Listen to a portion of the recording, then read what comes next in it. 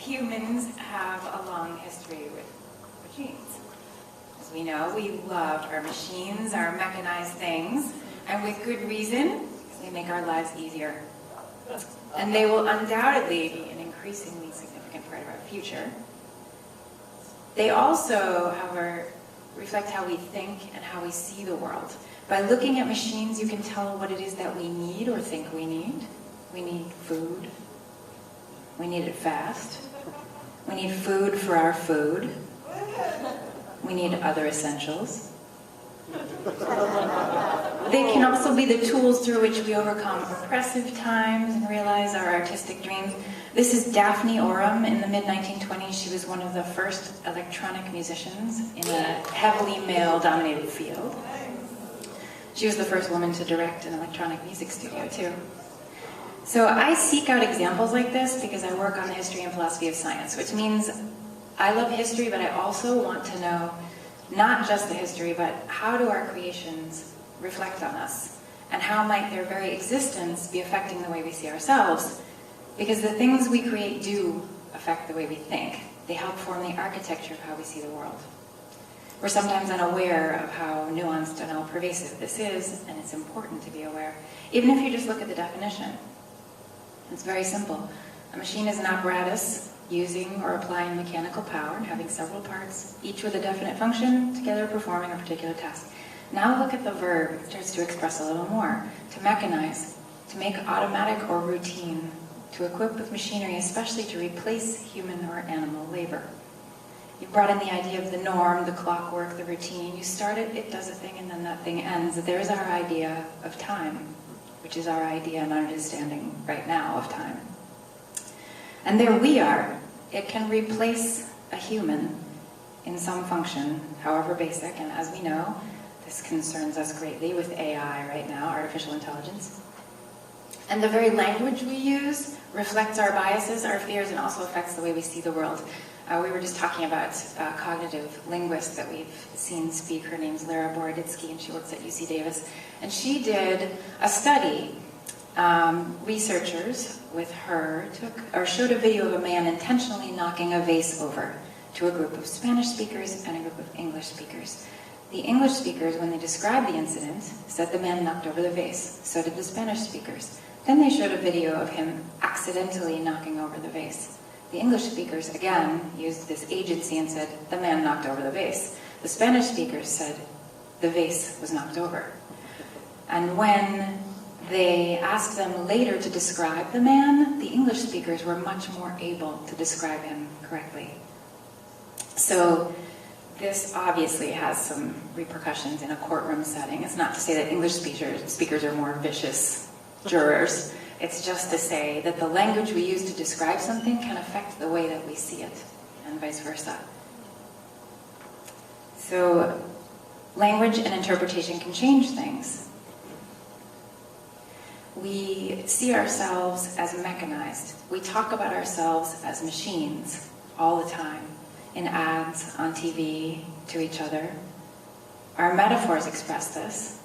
We talk about our own bodies in terms of machines. We talk about our actions in terms of machines. We're a clockwork universe. Some of us are cogs in the wheel. When we freak out, we either blow our fuse or we hit the panic button.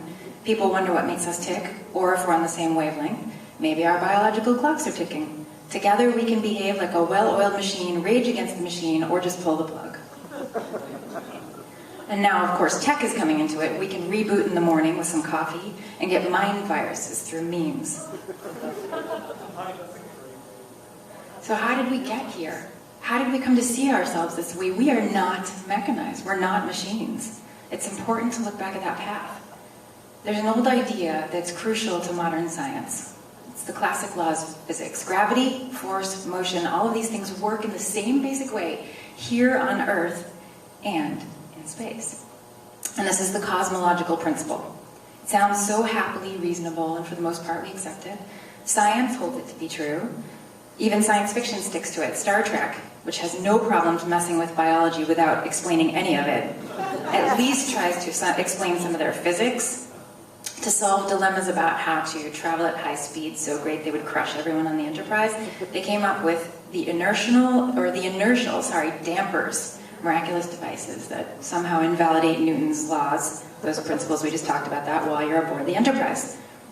The way things in the physical world work need to be dependable to us. We need to see it go, as we say, like clockwork. Why do we need this? I mean in the philosophical, the deep sense. Since the first moment we could, humans have been asking, where do we belong in the scheme of things? How exactly does this all work? How do we work and why? The Greek philosopher Socrates, he tried to stop us, essentially, saying you're not going to figure it out, and that's maybe a good thing. The only wisdom is in admitting that you know nothing.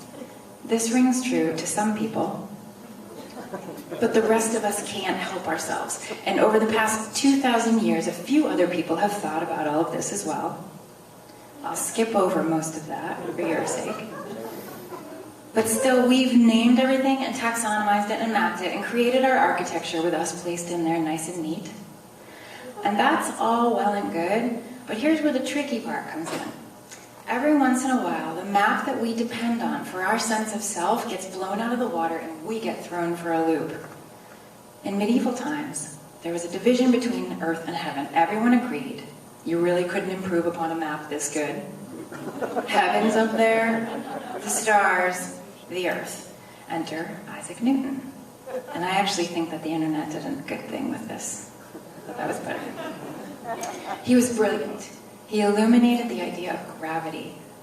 The same force that pulls an object to the ground keeps the moon orbiting the earth and planets orbiting the sun. Heaven and earth are one continuous realm, governed by the same laws.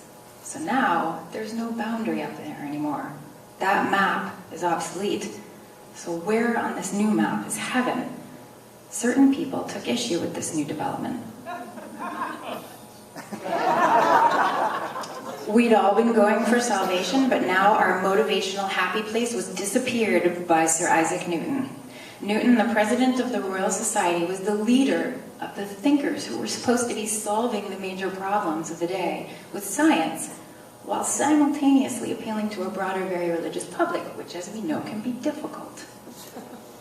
What happens now is where machines actually started to come in and take over right here in our minds. The spirit and the soul were demoted somewhat, and the physical world, including our bodies, had become the focus. Out with the astrology and the spirits that possessed us, the ordered, dependable, knowable clockwork world and clockwork us had begun. Poet William Blake drew Newton. He was worried. He said, science will conquer all mysteries by rule and line and unweave a rainbow. Here begins the Industrial Revolution. I'm summarizing. Machines, mechanization everywhere we could. So where are they now? They're deep in our consciousness. I started to take a look around the web. Many rabbit holes later, I found some of the things, some of the places where they represent what we're doing and how we're thinking about them. We have rules for them. You know, Asimov's 3 rules of robotics are very important. We use them as metaphors for the way good businesses are run with speed, clarity, reliability, efficiency. We'll go to any lengths to come up with ways to make new ones, even when they're a bad idea. This is so that you don't have to turn the cone yourself while you're eating. And this just pedal-operated mower. The 2 terms, set of split cutting blades and tricycle, are in the same description. This is one of my favorites. This is called the useless machine, and you can go on Instructables and find instructions on how to make it, and this is what it does.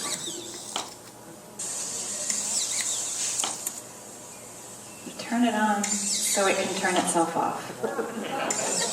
It's horribly mesmerizing. There are also famous machines that have become cultural icons that then become mashups with other cultural icons. This is an IKEA set of instructions to make the DeLorean time machine. They represent our basest tendencies. Pinball. You're going to get to hear more about pinball afterward. I can't wait. We know we're passionate about pinball. Just go upstairs and see Michael's awesome exhibit. But that passion went in another direction.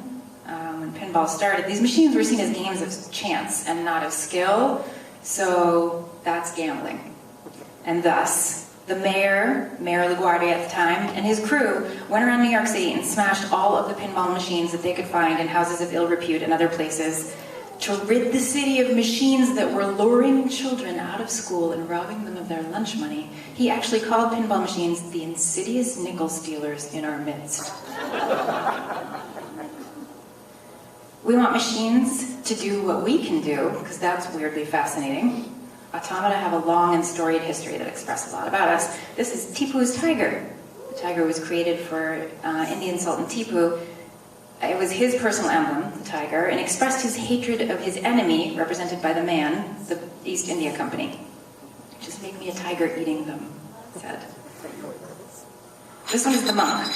The story of this one apparently was in 1562, the heir to the throne of Spain, a boy, sustained a serious head wound that caused him fever and blindness, and his father thought all was lost. So in his desperation, he heard of a cure where if you allowed a monk's mummified remains to be placed in bed with the sick person, that would heal them. And voila. He was so thankful when his son recovered and it appeared that that treatment had worked that he commissioned a moving replica of the dead monk. The clockwork monk walks in a square, striking his chest with his right arm, raising and lowering his left arm with a rosary in it, rolling his eyes and mouthing words. The website where I found this said, and at the end it said, "When you sleep, it kisses you and whispers your name from the closet." It's really creepy. This one I'm sure you've seen. It's the digesting duck. French engineer Jacques Vaucanson created this. It can eat and then process the food and then poop it out. There was no shortage of viewers. People would pay a week's wage to see this duck. This is the Turk, an 18th century chess-playing robot. And there's a man hidden in the compartment underneath. And apparently they used to open one side of the compartment, in which he was not at the time, and then he'd move to the other when they'd open that side. And I'd say, nobody's down there. And the Turk managed to fool apparently Napoleon, Catherine the Great, and Benjamin Franklin. But Napoleon tried to cheat, and the Turk lost his patience and knocked all the pieces off the board. Or the man below did. We like to make ourselves feel like them. Let's see if this works.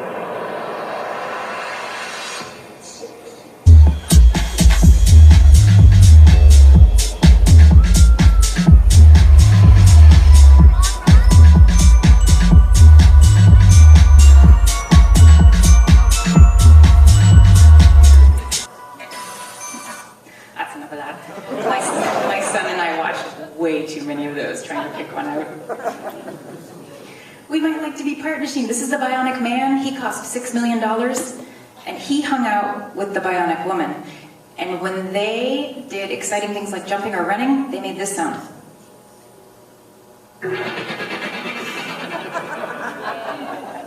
I know, right? In the future, you'll know the perfect melding of human machine when you hear that sound. Machines are conduits for social media, and yet we do something very meta and we give them their own social media. This is a machine in Seattle that dispenses the usual soda selection, but it's become famous because it has a mystery button, that yellow one, which dispenses a random cola when selected, like Cherry Coke, Vintage Dr. Pepper, Pink Lemonade Mountain Dew, and now it has its own Facebook page. People have ways of dealing with their feelings when machines don't work. We get clever about it. And then I noticed a progression as I looked at all the notes on machines, feeling some sort of camaraderie, laughing about our creation together.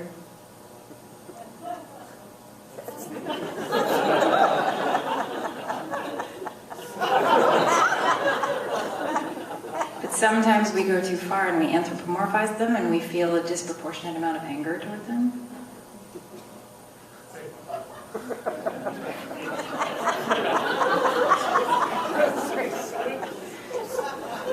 But our architecture says we also might want to live in them.